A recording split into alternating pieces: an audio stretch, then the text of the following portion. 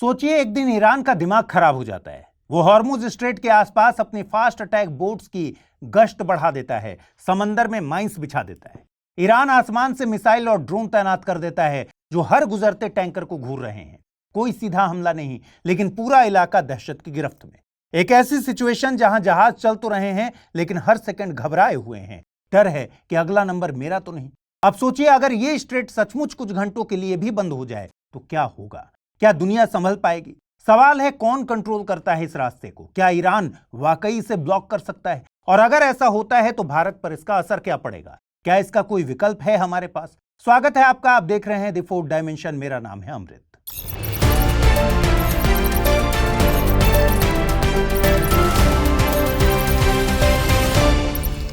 UPSC की तैयारी का हर दिन कीमती होता है और हर कल की राह आज से ही बनती है।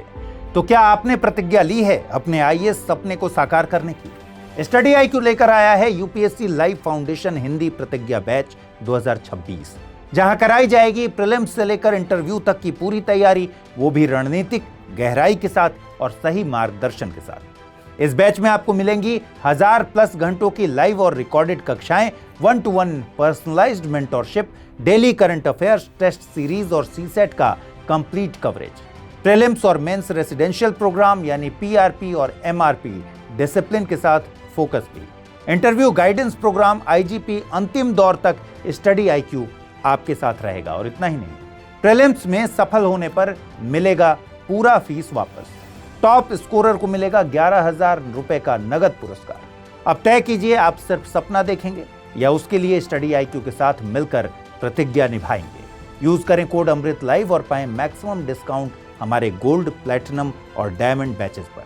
अगर अब भी कोई सवाल हो तो डिस्क्रिप्शन में दिए गए लिंक पर क्लिक करें या मुझे सीधा मेल करें amrit@studiiq.com पर।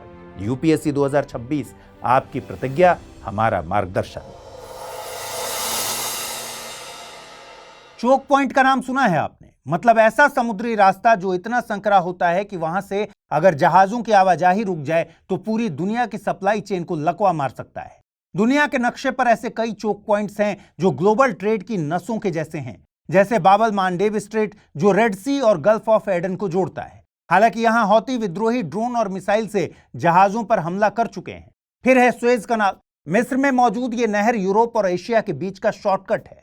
जब 2021 में एवर गिवन नामक का जहाज यहां फंसा तो रोजाना 9 से 10 बिलियन डॉलर व्यापार का नुकसान हुआ, अटक गया। इसी तरह मलक्का स्ट्रेट जो हिंद महासागर और प्रशांत महासागर को जोड़ता है। एशिया का लगभग 80% एनर्जी ट्रेड इसी से होकर निकलता है। अगर वहां कुछ गड़बड़ हो जाए तो सिंगापुर, मलेशिया, भारत, चीन सबकी सांसें फूल जाएंगी, सप्लाई चेन पर आफत आ जाएगी। स्ट्रेट ऑफ तिरान को ले लीजिए, मैप में इसकी लोकेशन देखिए। 1967 में मिस्र के राष्ट्रपति गमाल अब्दुल नासिर ने स्ट्रेट्स ऑफ तिरान को इजरायली जहाजों के लिए बंद करने की घोषणा कर दी। उन्होंने संयुक्त राष्ट्र की शांति सेना को हटाकर वहां अपनी सेना तैनात कर दी और साफ कहा कि अब इजरायली जहाज इस जलमार्ग से नहीं गुजर सकते। हालांकि कोई फिजिकल ब्लॉकेड नहीं था, यानी मिस्र की नौसेना ने जबरन किसी जहाज को रोका नहीं, लेकिन डिप्लोमेटिक और मिलिट्री दृष्टि से इसे एक इफेक्टिव क्लोजर माना गया। यही वजह थी कि इजराइल ने इसे सीधी युद्ध घोषणा मानते हुए मिस्र पर हमला कर दिया और यहीं से शुरू हुआ 1967 का 6 डेज वॉर। यानी स्ट्रेट्स ऑफ तिरान का बंद होना सिर्फ एक ऐलान था, लेकिन उसका असर बहुत बड़ा और ऐतिहासिक साबित हुआ। ये सारे चोक पॉइंट्स एक बात साबित करते हैं कि समुद्र सिर्फ पानी नहीं होता, ये ग्लोबल पावर बैलेंस का वो मैदान है जहां एक छोटी सी हलचल बड़ी बड़ी अर्थव्यवस्थाओं को हिला सकती है। और जो देश इन रूट्स को कंट्रोल करता है उसके पास दुनिया को घुटनों पर लाने की ताकत होती है। यही वजह है कि अमेरिका से लेकर चीन और ईरान तक सबकी निगाहें इन चोक पॉइंट्स पर टिकी रहती हैं और इनके आसपास की जियोपॉलिटिक्स हमेशा जलती रहती है। इसी तरह एक इंपॉर्टेंट चोक पॉइंट है स्ट्रेट ऑफ हॉर्मुज। बाबर की आत्मकथा में बताया गया है कि कैसे फरगना यानी सेंट्रल एशिया से बादाम लाकर हॉर्मुज तक पहुंचाए जाते थे ताकि वे दुनिया भर के बाजारों तक पहुंच सकें। लेकिन आज हॉर्मुज स्ट्रेट दुनिया की एनर्जी वेन बन चुका है। कल्पना कीजिए, एक सुपर टैंकर सऊदी अरब के रास तनूरा पोर्ट से कच्चा तेल भरकर भारत के जामनगर रिफाइनरी की ओर बढ़ रहा है, लेकिन ये निकलेगा कहां से? रास्ता सिर्फ एक है, स्ट्रेट ऑफ हॉर्मुज। ये कोई आम जलमार्ग नहीं है, वो नाजुक गला है जिससे दुनिया की ऊर्जा धड़कती है। स्ट्रेट ऑफ हॉर्मुज फारस की खाड़ी को ओमान की खाड़ी और फिर अरब सागर से जोड़ता है। इसके उत्तर में ईरान है और दक्षिण में ओमान और यूएई के बीच स्थित मुसंदम प्रायद्वीप। यह स्ट्रेट लगभग 167 किलोमीटर लंबा है, लेकिन इसकी चौड़ाई कई जगहों पर सिर्फ 39 किलोमीटर तक सिमट जाती है। सोचिए, इतना संकरा रास्ता और उस पर दुनिया की लगभग 25% समुद्री तेल आपूर्ति और 20% एलएनजी सप्लाई का दबाव। कतर से निकला एलएनजी हो या सऊदी, कुवैत, ईरान और इराक का कच्चा तेल, इन देशों के पास अपने संसाधनों को दुनिया तक पहुंचाने का यही एकमात्र समुद्री रास्ता है। यानी स्ट्रेट नहीं, एक ग्लोबल लाइफलाइन है। इतिहास और आंकड़े भी यही कहते हैं। यूएस एनर्जी इंफॉर्मेशन एडमिनिस्ट्रेशन के मुताबिक 2011 में हर दिन औसतन 14 टैंकर यहां से गुजरते थे, जो करीब 1.7 करोड़ बैरल कच्चा तेल ले जाते थे। 2018 तक यह आंकड़ा बढ़कर 2.1 करोड़ बैरल प्रतिदिन हो गया। इनमें से 85% तेल एशिया की तरफ जाता था, जापान, भारत, साउथ कोरिया और चीन जैसे देशों को। अगर दाम की बात करें तो यह ट्रैफिक 2019 की कीमतों के हिसाब से रोजाना 1.2 बिलियन डॉलर से ज्यादा का था। आपको क्या लगता है, अमेरिका, यूके और फ्रांस जैसे देश क्यों इस स्ट्रेट में अपनी नौसेना की उपस्थिति बनाए रखते हैं, ताकि समुद्री आवाजाही बिना रुकावट जारी रह सके? क्योंकि अगर कुछ घंटों के लिए भी यह रास्ता बंद हुआ तो ग्लोबल एनर्जी मार्केट हिल जाएगा, तेल की कीमतें आसमान छूने लगेंगी, सप्लाई चेन रुक जाएगी और पूरी दुनिया में महंगाई की लहर दौड़ जाएगी। अब जाहिर है कि यह सिर्फ एक समुद्री रास्ता नहीं, बल्कि एक सामरिक स्ट्रेटजिक रास्ता है, स्ट्रेटजिक शक्ति है। और यही कारण है कि इसे चोक पॉइंट डिप्लोमेसी का प्रतीक माना जाता है। लेकिन असली सवाल यह है कि क्या वाकई ईरान स्ट्रेट ऑफ हॉर्मुज को ब्लॉक कर सकता है? इस सवाल का जवाब एक तरफ अंतर्राष्ट्रीय समुद्री कानून से जुड़ा है और दूसरी तरफ जुड़ा है ईरान की भौगोलिक स्थिति और सैन्य क्षमता से। स्ट्रेट ऑफ हॉर्मुज फारस की खाड़ी को ओमान की खाड़ी और फिर अरब सागर से जोड़ता है। इसके उत्तर में ईरान है, दक्षिण में ओमान और यूएई के बीच स्थित मुसंदम प्रायद्वीप। यानी यह पूरा स्ट्रेट दो देशों ईरान और ओमान के टेरिटोरियल वाटर से होकर गुजरता है। संयुक्त राष्ट्र का United Nations convention on the law of the sea अंक्लॉज साफ करता है कि इस तरह के प्राकृतिक जलमार्ग जो एक समुद्र को दूसरे से जोड़ते हैं, उन्हें ट्रांजिट पैसेज की श्रेणी में रखा जाता है। यह प्रावधान आर्टिकल 38 और आर्टिकल 44 के तहत आता है। मतलब यह है कि चाहे यह जलमार्ग किसी देश की टेरिटोरियल सी से क्यों न गुजरता हो, फिर भी सभी देशों को वहां से बिना रोक टोक लगातार और तेजी से गुजरने की अनुमति होती है, चाहे वो व्यापारिक जहाज हो या फिर सैन्य। और कोई देश इसे अपनी मर्जी से बंद नहीं कर सकता। लेकिन यहीं से जटिलता शुरू होती है। ईरान अंक्लॉज का हस्ताक्षर करता तो है, लेकिन उसने आज तक इसे रेटिफाई नहीं किया है।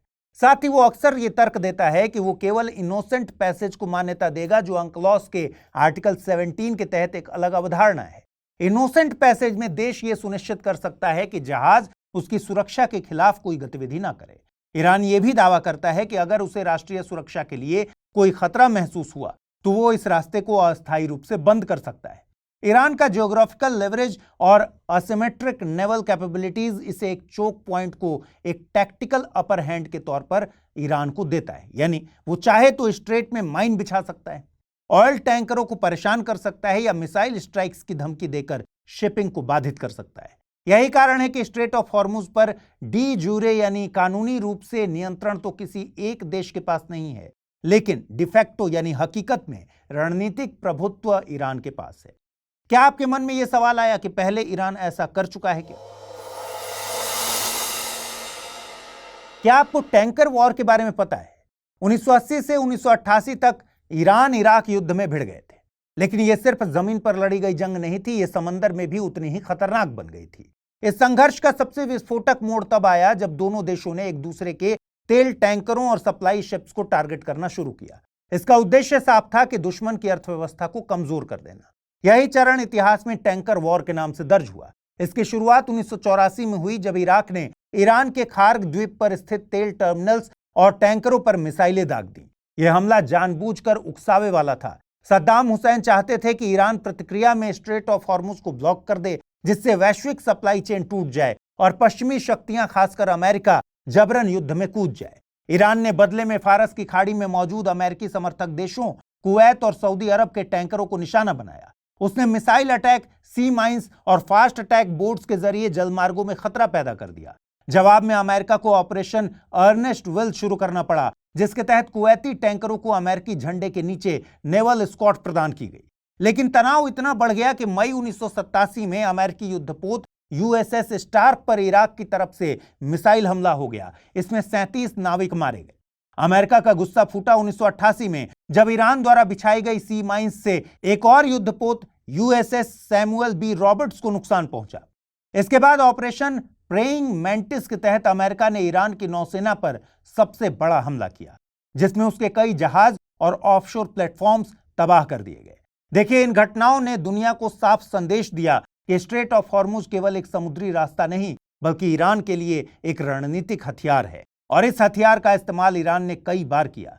2011-12 में जब अमेरिका ने ईरान के तेल निर्यात पर कड़े प्रतिबंध लगाए थे, तो ईरान ने साफ कहा कि अगर हमारा तेल नहीं बिकेगा तो कोई और भी तेल नहीं बेचेगा। उस वक्त उसके टॉप मिलिट्री कमांडर ने सार्वजनिक रूप से स्ट्रेट को बंद करने की चेतावनी दी। 2018 में ट्रंप प्रशासन ने ईरान न्यूक्लियर डील से हटकर फिर से सख्त आर्थिक प्रतिबंध लगाए। तब ईरान के राष्ट्रपति हसन रूहानी ने कहा था कि अगर हमारा तेल नहीं निकलेगा तो बाकी का भी नहीं निकलेगा। 2019 में तो स्थिति और भी गंभीर हो गई, जब स्ट्रेट के पास कई टैंकरों पर अज्ञात हमले हुए और ईरान ने एक ब्रिटिश टैंकर को जब्त कर लिया। नतीजा यह हुआ कि अमेरिका, ब्रिटेन, फ्रांस समेत कई देशों ने अपनी नेवल पेट्रोलिंग को यहां और मजबूत कर दिया। ये सारी घटनाएं सिर्फ धमकियां भर नहीं थी, ये ईरान की चोक पॉइंट डिप्लोमेसी का हिस्सा थी। एक ऐसी रणनीति जिसमें भूगोल को कूटनीतिक दबाव में बदला जाता है, और इसमें ईरान एक क्लासिक प्लेयर की भूमिका निभाता आया है। ईरान बार बार बता देता है कि स्ट्रेट ऑफ हॉर्मुज सिर्फ तेल का रास्ता नहीं, ये पावर, प्रेशर और पॉलिटिक्स का अड्डा है। लेकिन दोस्तों, इतना सब होने के बावजूद जून 2025 तक स्ट्रेट ऑफ हॉर्मुज एक बार भी पूरी तरह से बंद नहीं हुआ है। यह अजीब विडंबना है, क्योंकि इससे पहले स्ट्रेट ऑफ तिरान जैसे अन्य चोक पॉइंट इतिहास में बंद किए जा चुके हैं, लेकिन हॉर्मुज आज भी खुला है। लेकिन ये एक ऐसी बैलेंसिंग लाइन पर खड़ा है जहां जरा सा भी डगमगाना पूरी वैश्विक अर्थव्यवस्था को झटका दे सकता है। अब सवाल यह है कि भारत के लिए यह रास्ता कितना जरूरी है। देखिए, भारत अपनी एनर्जी जरूरतों का 85% तेल और 50% से ज्यादा एलएनजी आयात करता है, इंपोर्ट करता है, और उसमें से करीब 40% तेल और आधे से ज्यादा गैस सिर्फ हॉर्मुज स्ट्रेट से होकर आती है। सऊदी, यूएई, इराक, ईरान से टैंकर निकलते हैं, हॉर्मुज से होकर आते हैं, और भारत में तेल, गैस, पेट्रोल और एलपीजी की सप्लाई होती है। भारत काफी हद तक सुएज कनाल पर भी डिपेंडेंट है। यानी अगर ये सभी दरवाजे बंद हुए तो भारत की इंडस्ट्री, ट्रांसपोर्टेशन, रसोई और यहां तक कि बिजली उत्पादन तक प्रभावित हो सकता है। इंडिया के लिए ये केवल तेल की कहानी नहीं है, ये उस सप्लाई चेन की भी कहानी है जो हर पोर्ट, हर ट्रक, हर ट्रेन और हर फैक्ट्री तक जुड़ी है। दोस्तों, अगर स्ट्रेट ऑफ हॉर्मुज बंद हो जाता है तो ग्लोबल मार्केट्स में ब्रेंट क्रूड की कीमतें $90 से ऊपर जा सकती हैं, जिसका सीधा मतलब है पेट्रोल, डीजल की कीमतें, फल सब्जी से लेकर सीमेंट तक सब कुछ महंगे हो जाएंगे। एक डोमिनो इफेक्ट पैदा होगा जो महंगाई से लेकर मंदी तक ले जा सकता है। चालू खाता बढ़ेगा, सरकार की सब्सिडी बिल पर और बोझ बढ़ेगा, और जो कंपनियां रॉ मटेरियल बाहर से मंगाती हैं उनका तो सीधा प्रॉफिट मार्जिन ही पिट जाएगा। उधर इंश्योरेंस और शिपिंग रेट्स में उछाल, और इधर देश की करोड़ों जेबों पर भार। अब सोचिए, हमारा पूरा देश काफी हद तक एक पतली सी लेन पर निर्भर है। कहीं कोई उंगली रख दे तो उस पर तो हमारी रफ्तार थम सकती है। सवाल यह है कि क्या यह किसी सुपर पावर बनने के सपने वाले देश के लिए ठीक है? क्या भारत पूरी तरह से लाचार है? जी नहीं। भारत सरकार के पास कुछ हफ्तों का स्ट्रेटेजिक ऑयल रिजर्व जरूर है, पर वो टिकेगा कितने दिन? और जब हमें मजबूरी में अमेरिका और अफ्रीका से महंगा तेल मंगवाना पड़ेगा तो साथ आएगा शिपिंग डिले, ज्यादा खर्च और सप्लाई चेन डिसरप्शन। दोस्तों, यही वजह है कि सरकार रूस, अमेरिका और ब्राजील जैसे वैकल्पिक स्रोतों से तेल खरीदने की कोशिश में है। साथ ही रिन्यूएबल एनर्जी पर भी जोर बढ़ रहा है, ताकि भविष्य में ऐसे किसी भी चोक पॉइंट पर निर्भरता कम किया जा सके। लेकिन एक और रास्ता है जो भारत के लिए भविष्य की सीढ़ी साबित हो सकता है। एक रास्ता है जो भारत की सुएज कनाल और हॉर्मुज पर डिपेंडेंसी को कम करता है। यह रास्ता है एक जवाब, एक समाधान, और यह है IMEEC। जहां व्यापार चलता है वहीं साम्राज्य बसते हैं, यह लाइन इतिहास ने बार बार साबित किया है। Silk route, spice route, grand route, जितने रास्ते बने वहीं से संस्कृतियां फैली और देश ताकतवर बने। अब 21वीं सदी में जब भारत चीन की बेल्ट एंड रोड इनिशिएटिव को चुनौती देना चाहता है, तो भारत को भी एक आर्थिक और रणनीतिक शतरंजी चाल चलनी पड़ेगी, और इसी चाल का नाम है IMEEC, India Middle East Europe economic corridor, यानी IMEEC। सितंबर 2023 G20 शिखर सम्मेलन नई दिल्ली। यहां इस मौके पर Bharat, America, France, UAE, Saudi Arab, Germany, Italy और यूरोपियन यूनियन इकट्ठा हुए थे। इन सब ने मिलकर एक मेमोरेंडम पर ऑफ अंडरस्टैंडिंग MOU साइन किया और तय किया कि एक नया वैश्विक गलियारा बनाया जाएगा जो व्यापार, ऊर्जा और डेटा के नए रास्ते खोलेगा। IMEEC एक ऐसा ट्रांस कॉन्टिनेंटल प्रोजेक्ट है जो भारत, मिडिल ईस्ट और यूरोप को जोड़ता है। कल्पना कीजिए, एक कंटेनर भारत के मुंबई पोर्ट से रवाना होता है। यह अरब सागर की लहरों को चीरता हुआ सबसे पहले पहुंचता है यूएई के किसी प्रमुख पोर्ट जैसे कि फुजैरा में। यहां से उस कंटेनर को समुद्र से उतारकर सऊदी अरब के भीतर तैयार किए गए आधुनिक रेल नेटवर्क पर चढ़ाया जाता है। यह रेल रूट पूर्व से पश्चिम की ओर सफर करता है। रियाद, दम्माम और न्यूम जैसे शहरों को पार करता हुआ सीधे इजराइल के हाइफा पोर्ट पहुंचता है जो भूमध्य सागर पर स्थित है। इसके बाद कंटेनर समुद्री मार्ग से यूरोप जैसे ग्रीस, इटली या फ्रांस की ओर रवाना हो जाता है। यह पूरा सफर एक मल्टी मॉडल नेटवर्क है, समुद्र, फिर रेल और फिर से समुद्र। आपने ध्यान दिया, यह रास्ता सुएज कनाल से होकर नहीं गुजरता। इनफैक्ट IMEEC सुएज कनाल रूट की तुलना में तेज है, सस्ता है और राजनीतिक रूप से अधिक स्थिर है। मैप देखिए, IMEEC प्रोजेक्ट दो हिस्सों में बटा है। एक है ईस्ट कॉरिडोर, यह भारत से यूएई और सऊदी अरब तक कनेक्टिविटी को प्रोवाइड कराएगा। दूसरा है नॉर्थ कॉरिडोर, यह सऊदी से यूरोप, जॉर्डन, इजराइल होते हुए फ्रांस तक पहुंचाएगा और यह रूट मेडिटेरेनियन सी को भी छूता है जहां से व्यापार की नई धारा निकलेगी।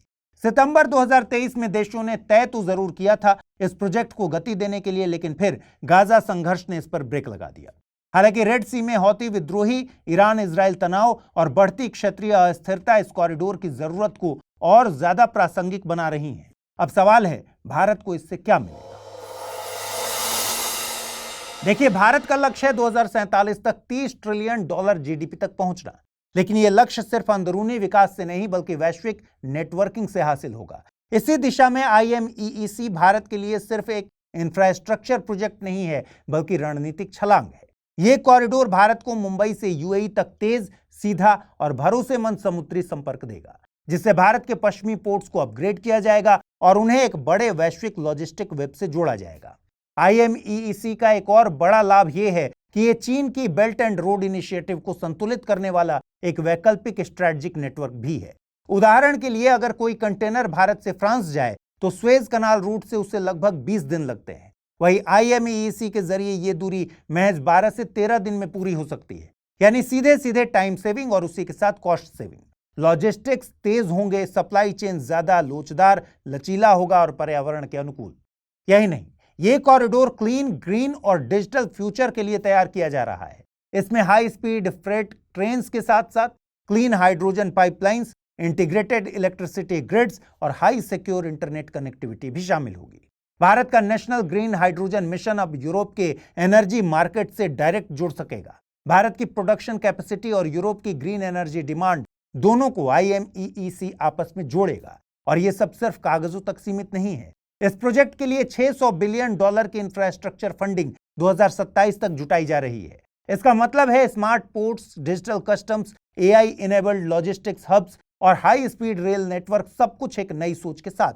इसका सामाजिक और सांस्कृतिक असर भी कम नहीं होगा। यह कॉरिडोर धर्मों, भाषाओं और संस्कृतियों के बीच संवाद को नई दिशा देगा। इजराइल, सऊदी अरब और भारत जैसे देशों को एक साझा बेंच पर बिठाकर यह एक नया कल्चरल पुल बनाएगा। इससे टूरिज्म, स्टूडेंट एक्सचेंज और रीजनल कोऑपरेशन को नई रफ्तार मिलेगी और सबसे सीधा फायदा उन 80 लाख भारतीयों को मिलेगा जो गल्फ कंट्रीज में काम करते हैं। अब उन्हें सिर्फ रोजगार ही नहीं बल्कि व्यापार, एजुकेशन और आवाजाही के नए अवसर मिलेंगे। यही नहीं, भारत के SME सेक्टर और स्टार्टअप्स को अंतर्राष्ट्रीय बाजारों तक तेज और सस्ता एक्सेस मिलेगा, एक ऐसा डिजिटल हाईवे जो मेक इन इंडिया को यूरोप की डिमांड से जोड़ देगा। कुल मिलाकर IMEEC भारत के लिए सिर्फ एक माल ढोने वाला कॉरिडोर नहीं बल्कि एक भू राजनीतिक, भू आर्थिक और पर्यावरणीय भविष्य की सुरंग है जो भारत को वसुधैव कुटुंबकम से वैश्विक सप्लाई चेन के केंद्र तक लाने का माध्यम बन सकती है। अब सुनिए असली बात। IMEEC सिर्फ कॉरिडोर नहीं है, यह है भारत का एक रणनीतिक जवाब।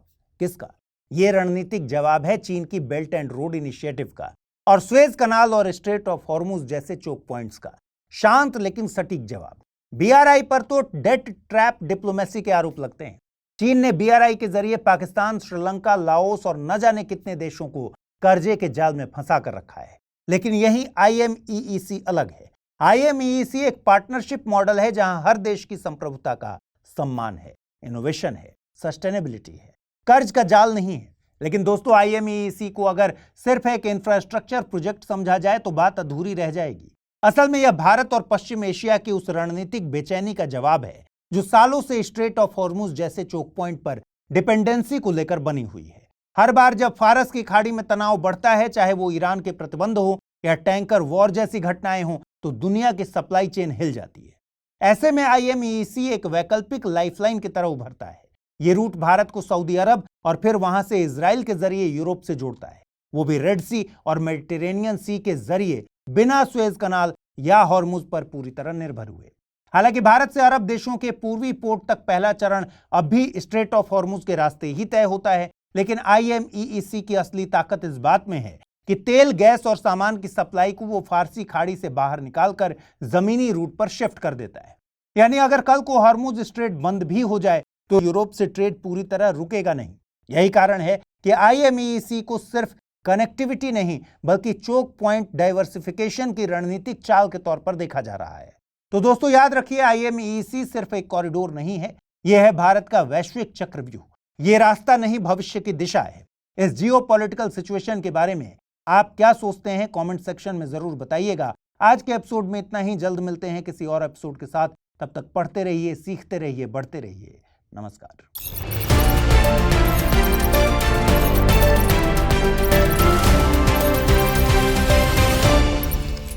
हिंदी में UPSC की तैयारी से संबंधित प्रोग्राम्स को देखने के लिए सब्सक्राइब करें स्टडी IQ IAS हिंदी।